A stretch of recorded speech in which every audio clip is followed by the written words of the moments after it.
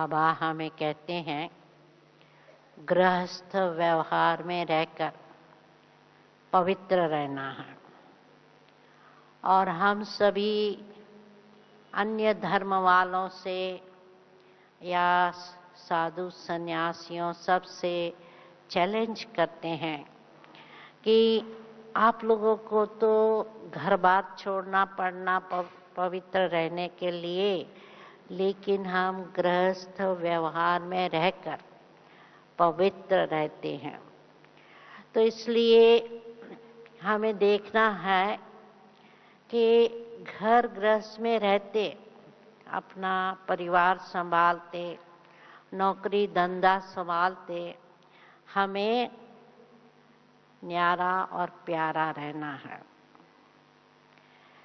तो हमारे सामने ब्रह्मा बाबा का एग्जाम्पल है कि कैसे वो शुरू में 14 साल अपने लौकिक परिवार के साथ भी रहे और साथ साथ न्यारे रहे, क्योंकि उस समय करीब 400 भाई बहनें संस्था में यज्ञ में रहते थे, परंतु बाबा की जो दृष्टि वृत्ति और कर्तव्य थे बहुत ही न्यारे रहे।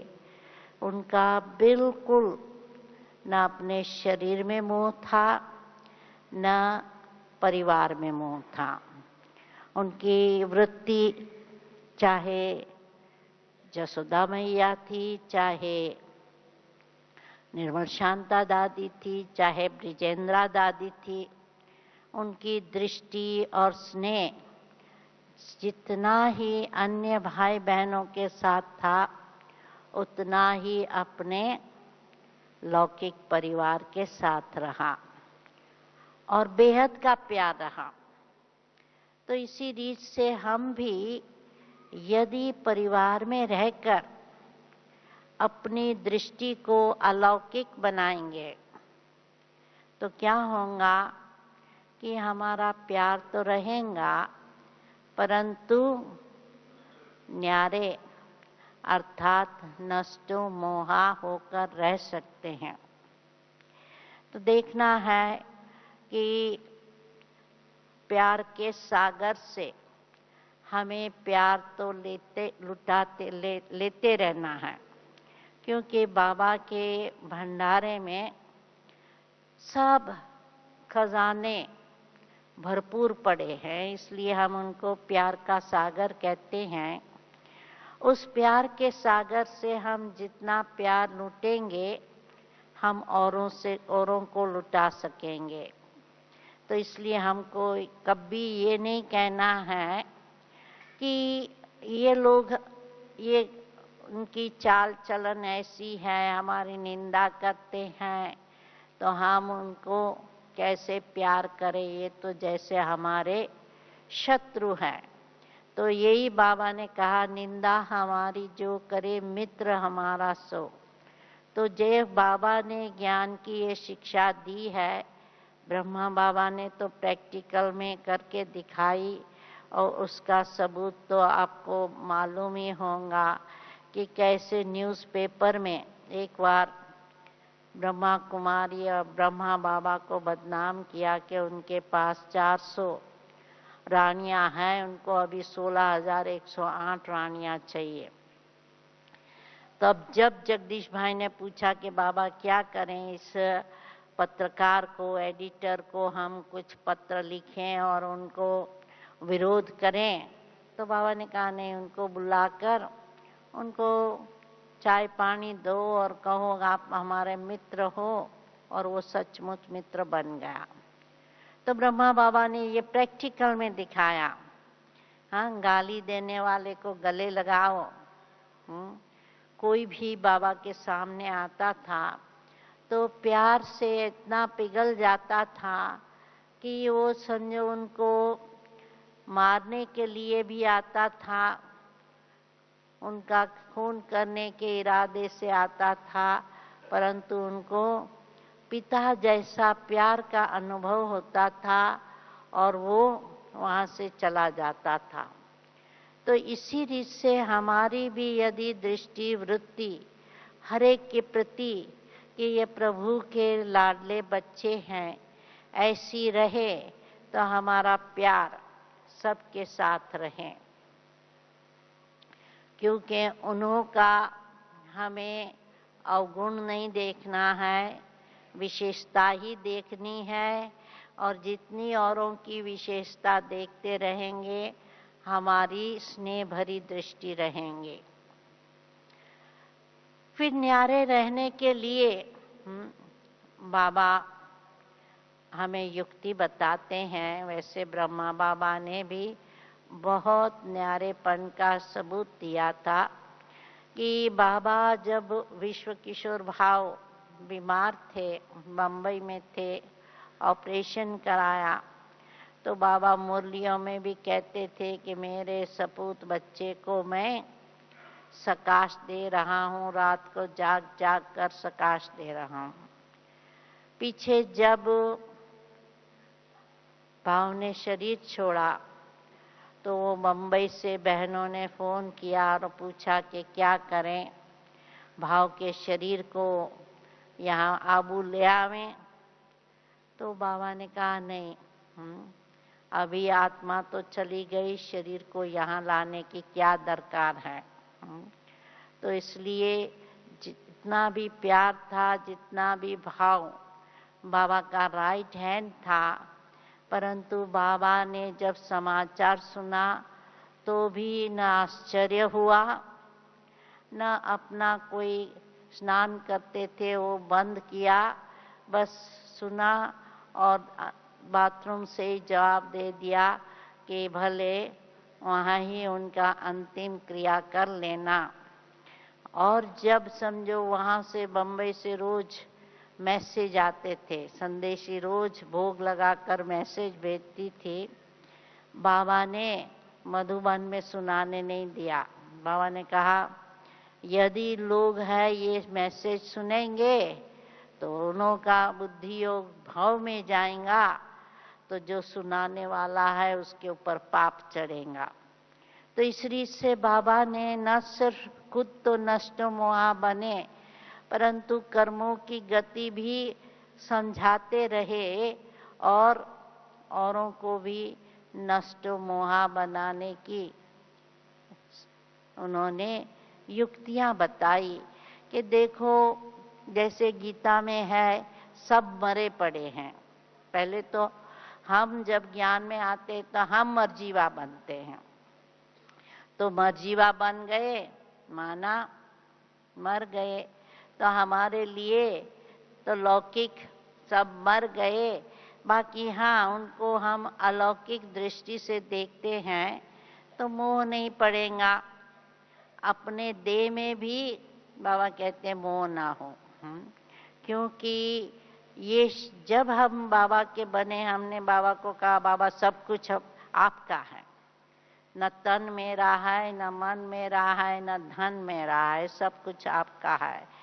तो जब ये हम अपने आप को बलिहार जाते हैं, सब बाबा को अर्पण कर देते हैं, तो मेरा तो कुछ रहा नहीं, मेरा नहीं रहा तो मोह क्यों पड़ेगा। इसलिए हाँ, सबसे पहले तो हमें मेरापन मिटाना है, सब कुछ बाबा का है। वैसे भी देखो घर में बच्चा जन्मता है, यदि कोई पूछता है कि क्या हुआ, कैसे हुआ, कितने बच्चे हैं, तो क्या जवाब देते हैं लोग? जो भगवान ने दिया।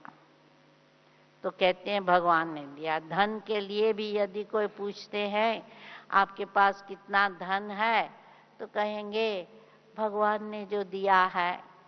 तो वैसे बोलने के लिए हम कहते हैं भगवान ने दिया है, परंतु मानने के लिए क्या मानते हैं? मेरा मकान, मेरी गाड़ी, मेरा धन, मेरा बच्चा। तो ये है, जब मेरापन मिटाएंगे तो नेचुरली है न्यारा और नष्टो मोहा बन जाएंगे। इसलिए बाबा कहते हैं अपने को गृहस्थी नहीं समझो, ट्रस्टी समझो कि बाबा ने हमें ये संभालने के लिए सब कुछ दिया है, हम ट्रस्टी है। चाहे धन दौलत है, वैभव है, चाहे परिवार है, सब कुछ बाबा का, सब बाबा के बच्चे, सब प्रॉपर्टी बाबा की। तो क्या है, हमें ट्रस्टी होकर संभालना है, ना कि अपने को गृहस्थी समझना है, सब कुछ करना है। तो जब हम बाबा के साथ सर्व संबंध बांध लेंगे तो नेचुरली है बाबा से हमें हर संबंध का सुख मिलेगा, हमें सहारा मिलेगा और मदद मिलेंगी। तो नेचुरली है फिर हमें लौकिक मित्र संबंधी या साधनों का आधार लेना नहीं पड़ेगा। नहीं तो क्या होता है कि यदि हमने बाबा से वो संबंध का सुख नहीं लिया है तो हमारे लौकिक संबंधियों से हम सहारा लेते हैं, सपोर्ट लेते हैं और उनके ऊपर आधारित होकर मोह में फंस जाते हैं। इसलिए बाबा कहते हैं मेरे से सर्व संबंध जोड़ो, औरों से तोड़ो। तोड़ो माना उनको छोड़ना नहीं है, परंतु अपना नहीं समझना है, सब कुछ बाबा का है। तो एक तरफ स्नेह भी हो तो दूसरे तरफ न्यारे भी हो। और क्या है कि जितना हमारी बुद्धि में ये आ जाएगा कि बाबा हमें अभी भी कितना अविनाशी खजाना देता है और भविष्य में भी बाबा हमें कितना वैभव, हमारे कितने बड़े बड़े महल होंगे, उस महलों की भेंट में यहाँ के मकान क्या है। वहाँ हर एक के पास हम आंगन में एरोप्लेन खड़ा होगा और यहाँ उसके भेंट में BMW कार भी क्या है। तो जब सत्युगी नज़ारे हमारी बुद्धि में होंगे तो ये कलयुगी साधन वैभव वो कोई भी हमें आकर्षित नहीं करेगा, उनसे सहज ही वैराग्य आ जाएगा। और जितना वैराग्य होगा नष्ट मोह हो जाएंगे। यदि उन्होंने इन बातों का हम आधार लेकर उनके ऊपर आकर्षित हो जाते हैं और उसको हम अपने पास खरीदते हैं तो नेचुरली है मेरा मेरा करके मोह उसमें आ जाएगा। इसलिए बाबा कहते हैं इस पुरानी दुनिया से भी नाता तोड़ो। तो इसलिए जितना हम अपनी बुद्धि में बाप का दिया हुआ वर्षा याद रखेंगे, हमारे भविष्य जो स्वर्ग का वर्षा है वो याद रखेंगे, उतना ही इस दुनिया के साधनों से और संबंधियों से हम नष्टो मोहा बनेंगे। क्योंकि आप हमको मालूम है मोह में दुख ही है। जब मोह, जिसके अंदर मोह है, यदि उनसे हम अलग होते हैं, चाहे हमारा बच्चा है, हम पढ़ाई के लिए विदेश तो भेजना चाहते हैं, पर जब बच्चा विदेश जाता है तो माँ बाप कितने दुखी होते हैं, रो रो के छुट्टी देते हैं। इतने तक कि एक माता हमें कहती थी कि मेरे बच्चे को जलेबी बहुत अच्छी लगती थी और जब मैं जलेबी बनाती हूँ मैं खा नहीं सकती हूँ कि मेरे बच्चे को कौन वहाँ अमेरिका में खिलाएगा। तो क्या होता है कि मोह होता है तो ये हाल होता है कि उसको याद करके करके दुखी होते हैं। और यदि मर गया तो उसको कितना समय तक उसके लिए रोते रहेंगे और उसका समझो ये जो पिछड़ापन है वो सहन नहीं कर सकते हैं। तो इसलिए हमें प्यार जरूर करना है, उनकी संभाल भी करनी है, बैलेंस रखना है। जैसे ब्रह्मा बाबा ने हर एक को प्यार दिया, जो भी बाबा के सामने जाते थे समझते थे कि हाँ बाबा मेरे से जितना प्यार करते पता नहीं किसी से और किसी से नहीं करता होगा, तो हर एक को प्यार की भाषा भी दी। परंतु जैसे कहते हैं न याद करो न विसरो, तो किसी को याद भी नहीं करते थे तो किसी को भूलते भी नहीं थे। तो इसीलिए से न किसी से मोह भी होता था, परंतु सबको प्यार की दृष्टि से देखते थे। इतने तक कि बाबा हर एक को बच्चे बच्चे कह के बुलाते थे, चाहे मजदूर हो, चाहे मिनिस्टर हो, चाहे चिड़िया हो, बाबा बच्चे बच्चे बच्ची यही कहते थे और उसी दृष्टि से देखते थे। मजदूर के पास भी विंटर में, सर्दी के दिनों में यदि गर्म कपड़े नहीं होते थे तो बाबा लच्चू को बोलकर उनको गर्म कपड़े भी दिलाते थे। और अभी तक मधुबन में रस्म है कि हर सर्दी के दिनों में हर एक मजदूर को एक एक ब्लैंकेट दिया जाता है। तो इस रीत से देखा जाता है कि बाबा ने प्यार से बच्चों की पालना की और जैसे बच्चों को रखा अपने को भी उसी सिंप्लिसिटी से रखा, सादगी से अपना जीवन भी बनाया। जो बच्चों को खिलाते थे वो खुद खाते थे। जैसे बेगरी पार्ट में यदि बच्चों को सिर्फ छाछ और दोड़ा दिया ज्वार का या बाजर का, खुद भी वही खाते थे। तो इसलिए बच्चों की संभाल भी की। जब पैसा बहुत था शुरू में तो रेशमी कपड़े देते थे और हर एक को रोज बादाम पिस्ता की मिठाई भी खिलाते थे। तो इसी से देखा गया कि कोई भी बच्चा होता था तो बाबा उनकी बहुत प्यार से संभाल करता था। कोई बीमार है उनको जाकर दृष्टि देकर उनको दवाई देकर उनकी खातिरी करता था। और जो भी आता था, अभी भी देखो मधुबन में जो भी आएंगे उनकी बहुत प्यार से खातिरी की जाती है और उनको घर की भाषा आती है। कई बार विदेशी भी आते हैं, तो जब आते हैं कितनी मुसाफरी करके कष्ट सहन करके, परंतु यहाँ आकर जो भाई बहनों का उनको प्यार मिलता है तो कहते हैं कि हमें तो लौकिक में भी किसी ने इतना प्यार नहीं दिया, इतनी हमारी पालना नहीं की है जितनी यहाँ के भाई बहन हमारी करते हैं। तो ये बाबा ने जो रस्म बनाई है खुद ने करके ये सब हम लोगों को सिखाया, जो आज भी मधुबन का कारोबार उसी रीत से चल रहा है कि हर बच्चा जब मधुबन में आता है उनको गिफ्ट दी जाती है, टोली दी जाती है और दादियाँ मिलती जरूर है कम से कम एक बार। उस दिनों में तो बाबा आते ही पहले मिलते थे, फिर सौगात के लिए मिलते थे, विदाई के लिए भी मिलते थे। तो उन दिनों में तो थोड़े ही बच्चे थे, अभी तो लाखों की संख्या में हो गए, इसलिए दादियाँ 3 बारी नहीं मिलती परंतु फिर भी मिलती रहती हैं।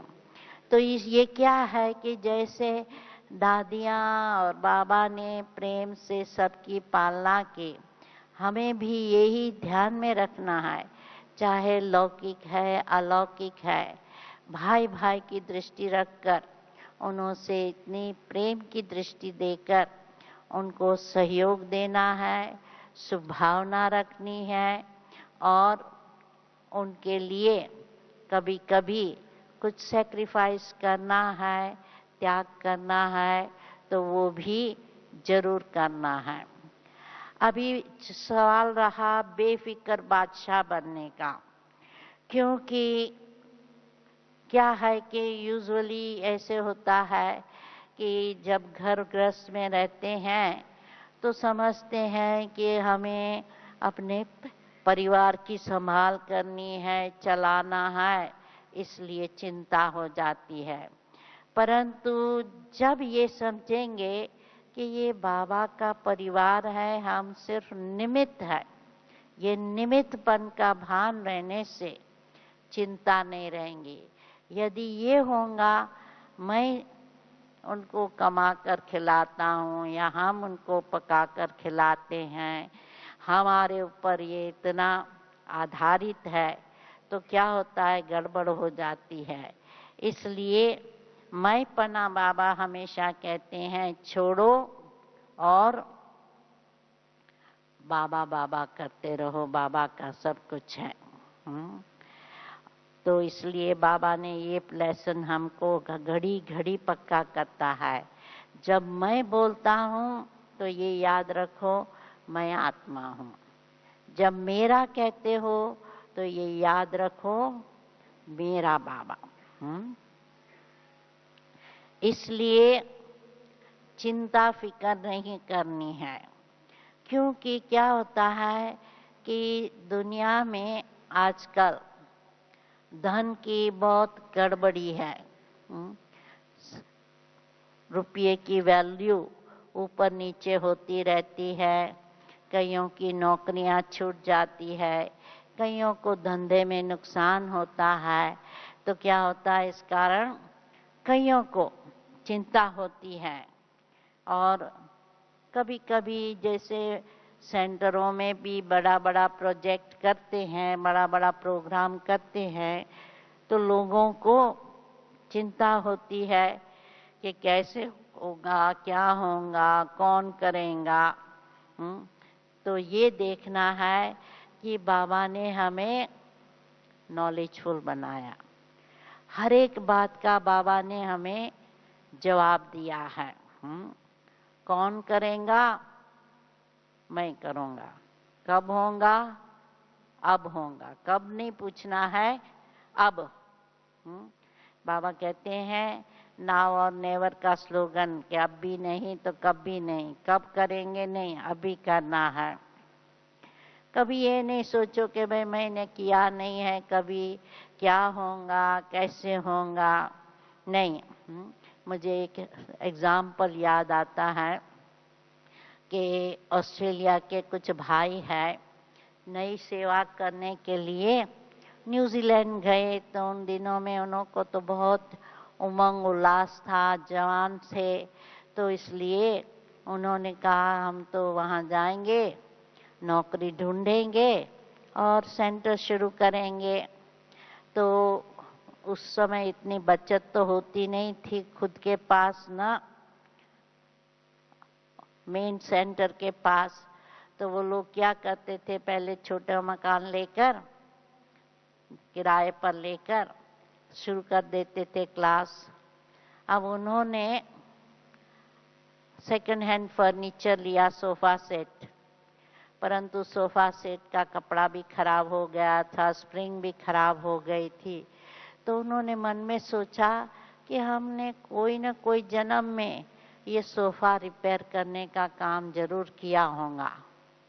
यही समझ के कि सारे कल्प में 84 जन्म में कभी तो हमने ये काम किया होगा। और वो भाई कारपेंट्री भी करता जानता था, तो उसने क्या किया, सारा सोफा उखाड़ दिया, नई स्प्रिंग लाई, नया उसमें रुई भरा और नया कपड़ा लाकर उस पर बनाया और सोफा एकदम अच्छा जैसे नए जैसा बन गया। तो क्या है कि क्या होगा, कैसे होगा सोचना नहीं है, करना है, बाबा कराएंगा और हो जाएगा। तो क्या होगा, चिंता नहीं होगी और उस निश्चय से हमारी विजय जरूर होंगी। तो इसलिए हमको देखना है कि परिस्थितियां आएंगी, परंतु परिस्थितियों का सामना करने की बाबा हमें योग द्वारा शक्ति भी दे देते हैं। इसलिए ड्रामा को साक्षी होकर देखते रहेंगे तो क्या, क्यों, कैसे ये प्रश्न नहीं उठेगा और कोई चिंता नहीं होगी। और बाबा ने हमें युक्ति भी बताई है कि बाबा को सदैव अपना साथी बनाओ। तो यदि सर्वशक्तिमान हमारा साथी है तो चिंता क्यों होंगी। और क्या है कि जितना हम निश्चिंत होकर चलेंगे तो क्या है, बाबा की मदद भी रहेंगी। और ये भी देखा गया है कि जब हम बाबा को अपना साथी बनाते हैं तो कोई भय की भी बात नहीं रहती है, चिंता की भी बात नहीं होती है। क्या है कि जो डरते हैं उनको सब डराएंगे, और जिसका मोह होगा उसको डर भी ज्यादा होगा या तो चिंता भी होंगी। क्योंकि समझो हमारे शरीर में मोह है तो क्या होगा, चिंता, पता नहीं बीमार तो नहीं पड़ूंगी। खाना खाते समय सोचेंगे ये खाओ या नहीं खाओ, ये खाना हमको सूट होगा या नहीं होगा, ऐसे चिंता करते हैं। तो विदेश में तो कई है, वो भोग लेने के लिए भी कहेंगे भाई ये अमृत में तो चीनी पड़ी है, हमको तो चीनी नहीं खानी है। या भोग में चीनी है, तेल है, घी है, हम नहीं खा सकते हैं, सफेद चावल नहीं खा सकते हैं। तो जितना जितना न खाने से हमको ये बीमारी होंगी, ये चिंता होंगी, तो बीमारी जरूर आएंगी। उसका आह्वान करते हैं, होंगी होंगी करते हैं तो बीमारी आ जाएंगी। इसलिए बाबा का जो भी दिया हुआ है भोजन, ब्रह्मा भोजन, जितना प्यार से स्वीकार करेंगे तो वो प्यार से जो भोजन खाएंगे उसमें शक्ति भी आ जाएंगी। तो कभी भी बीमारी हुई तो भी चिंता नहीं करनी, क्या होगा। क्योंकि कई बार ऐसे देखा गया है कि किसी को कुछ गांठ शरीर में देखने में आई तो समझते हैं, क्योंकि नेचुरली है कि संकल्प आएगा कि गांठ है, पता नहीं कैंसर तो नहीं, तो चिंता हो जाएंगी, कैंसर है, कैंसर की बीमारी सुना कि उस पेशेंट को भी चिंता हो जाएंगी और संबंधियों को भी चिंता हो जाएंगी, ये मर जाएगा तो क्या होगा, हमारा हाल क्या होगा। हमारा सारा आधार उसके ऊपर था, कमाने वाला है, चला जाएगा तो क्या होगा। तो क्या होता है, चिंता चिता समान है। इसलिए बाबा कहते हैं चिंता मत करो, जो होने वाला होगा वो और भी अच्छा होगा ना। बाबा ने हमेशा कहा है जो हुआ वो भी अच्छा है, जो हो रहा है वो भी अच्छा है, और जो होना है वो और भी अच्छा होगा। तो ये यदि हमको ड्रामा की पॉइंट पक्की है तो हम चिंता नहीं करेंगे। तो इसलिए जितना नष्टो मोहा होंगे निश्चिंत हो जाएंगे और फिर बाबा की मदद भी रहेंगी। क्योंकि बाबा ने कई बार कहा है कि आप मुसीबत में हो, कहो मेरा बाबा, और बाबा की मदद रहेंगी। उसके लिए मेरे पास एक दूसरा भी एग्जाम्पल है कि हमारी एक श्रीलंका की बहन थी, रात को और सवेरे सवेरे मुरली क्लास तो वहाँ जल्दी होता है 5:30-6 बजे, तो अंधेरे में बस स्टॉप से अंदर आ रही थी।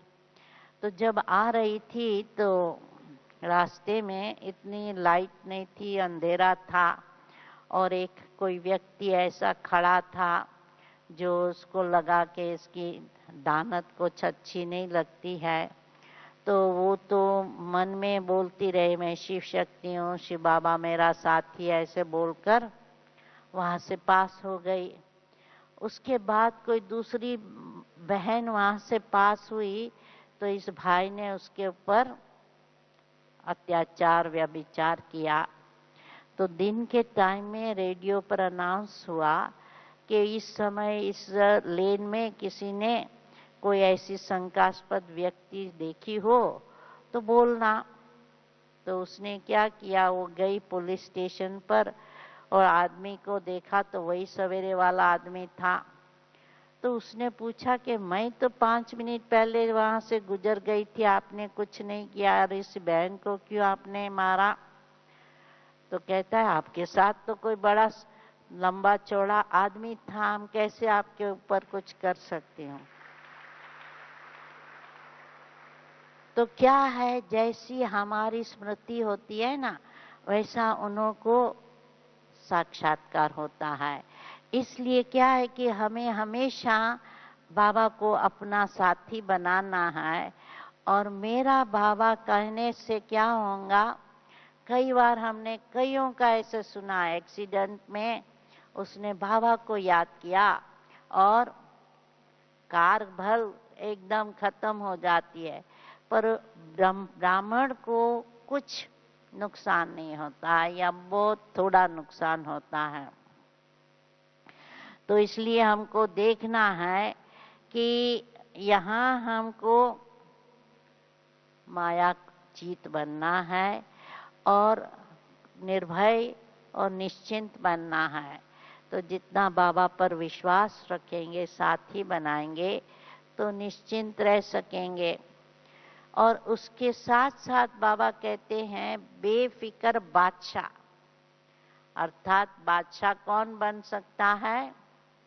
यहाँ बाबा कहते हैं बच्चों को स्वराज्य अधिकारी बनना है, फिर वहाँ राज्य अधिकारी बनेंगे। अर्थात यहाँ हमें मन कर्म इंद्रियों के ऊपर अभी राज्य करना है, वह हमारे कंट्रोल में हो, हमारे मालिक बनकर हमको चलाए नहीं, पर हम उनके मालिक बनकर उनको ऑर्डर में जैसे चलाना है ऐसे चला सके। तब हम कहेंगे कि हम मन के राजा हैं या कर्मेंद्रियों के राजा हैं। तो इसलिए हमको ये देखना है कि पावरफुल योग द्वारा बाबा से शक्ति लेनी है। जो भी शक्ति भरनी है, चाहे हमको स्नेह की शक्ति भरनी है, चाहे हमें सब संबंधों का सुख लेना है, चाहे हमें निर्भयता की शक्ति लेनी है,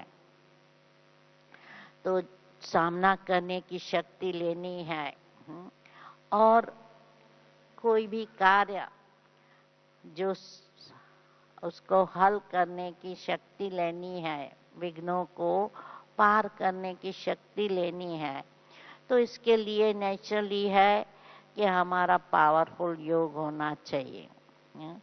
तो इसलिए बाबा ने हमको युक्ति बताई है कि 3 बिंदु याद रखो, मैं आत्मा, बाबा परमात्मा और ड्रामा। ये 3 बिंदु की यदि याद होंगी तो नेचुरली है कि हमारा योग पावरफुल होगा और हम व्यर्थ संकल्प को फुल स्टॉप दे सकेंगे। तो नेचुरली है, यदि हमने व्यर्थ संकल्प को फुल स्टॉप दिया तो समर्थ संकल्प होंगे, बाबा की याद रहेंगी। तो उस बाबा की याद द्वारा हमें सर्व शक्तियाँ अपने में भरनी है, जिससे हम अपना स्वभाव संस्कार भी बदल सके। क्योंकि बाबा कहते हैं बेफिक्र बादशाह, माना बादशाह क्या है, बादशाह की विशेषता कि उसमें रॉयल्टी होंगी। तो हमारा बोलना चालना सब रॉयल हो, पुराने स्वभाव संस्कार ना रहें। बोलना भी बाबा कहते हैं धीरे बोलना है, मीठा बोलना है और एसेंसफुल हो। ऐसे नहीं कि हमको गुस्से से बोलने की आदत है या आवाज से बोलने की आदत है, फोर्स से बोलने की आदत है। तो ये पुरानी आदत अब छोड़नी है और रॉयल्टी से हमें सबके साथ बात करनी है, किसी का इंसल्ट नहीं करना है। मधुरता से बात करके जो भी समझाना है प्यार से समझाना है, अपमान नहीं करना है। जैसे मम्मा भी थी हमारी, कितनी रॉयल थी, कभी बड़े आवाज से नहीं बोलती थी और हर एक के साथ प्यार से चलती थी। तो ऐसे हमें तो हमेशा शिक्षा दी गई है कि आप रॉयल्टी से बात करो, मम्मा बाबा को फॉलो करो। और यदि कोई भी कार्य बड़ा है, क्या होगा होगा नहीं, परंतु यदि हमारा हर एक के साथ स्नेह है, ऑटोमेटिक सहयोग मिल जाएगा, और सहयोग मिल जाएगा तो कार्य सफल जरूर हो जाएगा। तो उसके साथ साथ हमें निर्णय शक्ति, परखने की शक्ति भी होनी चाहिए, ताकि हम व्यक्ति को भी परख सके, परिस्थिति को भी परख सके और उसी रीत से हम प्लान बनाए। क्योंकि प्लान बनाने के टाइम भी हम औरों का सहयोग लेंगे तो क्या होगा, सहज ही होगा। तो हमारा जैसे बाबा ने यूनिफॉर्म भी बनाया है, कितना मर्यादा युक्त रॉयल है। जैसे सतयुग में लक्ष्मी नारायण का इतना मर्यादा पूर्वक ड्रेस है, जो अपना ड्रेस से अपना बॉडी को या बॉडी के फिगर को दिखाता नहीं है। इसी रीत से बाबा ने हमारा यूनिफॉर्म भी ऐसा बनाया है कि इससे हमारा मर्यादा रहती है और किसी को फालतू किसी की दृष्टि आकर्षित नहीं हो सकती है। और बाबा ने हमको ये भी कहा है कि एक तरफ बालक बन जाओ, दूसरे तरफ मालिक। हर एक कार्य में मैं बच्चा हूँ, बाबा हमारा बाप है, तो बाप बच्चे को चिंता होती है क्या? बच्चे को चिंता नहीं होगी। तो बाप के ऊपर जितना हम भरोसा रखकर बाबा के ऊपर छोड़ देंगे कि कराने वाला वो है, उसकी जिम्मेवारी है, तो नेचुरली है हम हल्के भी रहेंगे और चिंता भी नहीं होंगी। तो बाबा ने ये भी सिखाया है हमको कि बैलेंस रखो, कि एक तरफ तो निमित्त भाव भी हो, तो दूसरे तरफ हमारी बुद्धि में ये भी हो कि हम जिम्मेवार हैं। ऐसे नहीं निमित्त है करके बाबा के ऊपर छोड़ दो, कार्य जरूर करो परंतु चिंता नहीं। तो रिस्पॉन्सिबल रहना है, जिम्मेवार रहना है, परंतु साथ साथ निमित्त बनकर चलना है। तो जितना जितना हम प्यार स्वरूप बनेंगे, उससे क्या होगा, हर एक हमें मदद करेगा, हम उनको सहयोग देंगे, वो हमको सहयोग देगा। तो इसलिए हमें प्यार स्वरूप बनकर औरों को सहयोग देना है। वो हमें और सहयोग देंगे तो चाहे हम कितना भी कठिन कार्य करेंगे, कितना भी बड़ा प्लान बनाएंगे, हमारी जरूर विजय होंगी। और ये भी हमें याद रखना है, हम शिव शक्ति है, मास्टर ऑलमाइटी अथॉरिटी है। तो जितना ये याद रहेगा कि हम मास्टर ऑलमाइटी अथॉरिटी है, तो इससे क्या होगा, कमजोरी के ख्यालात नहीं आएंगे। जब कमजोरी के ख्यालात आते हैं तो चिंता भी होती है, परंतु मास्टर सर्वशक्तिवान को कोई भी कार्य मुश्किल नहीं, असंभव नहीं। और हमने देखा है कि कई बातें कई लोगों ने अपने जीवन में जो पहले कभी नहीं किया था, अभी बाबा के बनने के बाद वो कई कार्य इतनी कुशलता से करते हैं, हाँ, जो नेचुरली है कि यही कहना पड़े कि वाह बाबा वाह, वाह बाबा की कमाल, जो हमें क्या से क्या बना दिया। हमने क्या चाहा था और बाबा ने हमें क्या क्या दे दिया। तो ये हम गीत तो गाते हैं, सुनते हैं कि हमने क्या मांगा था, आपने क्या दे दिया। तो इसी रीत से हम देखते हैं कि बाबा हमें सर्व खजाने देते हैं। हमें सिर्फ ये ही ख्याल करना है उन खजानों को हम जमा करते रहें, ना कि व्यर्थ गंवाए।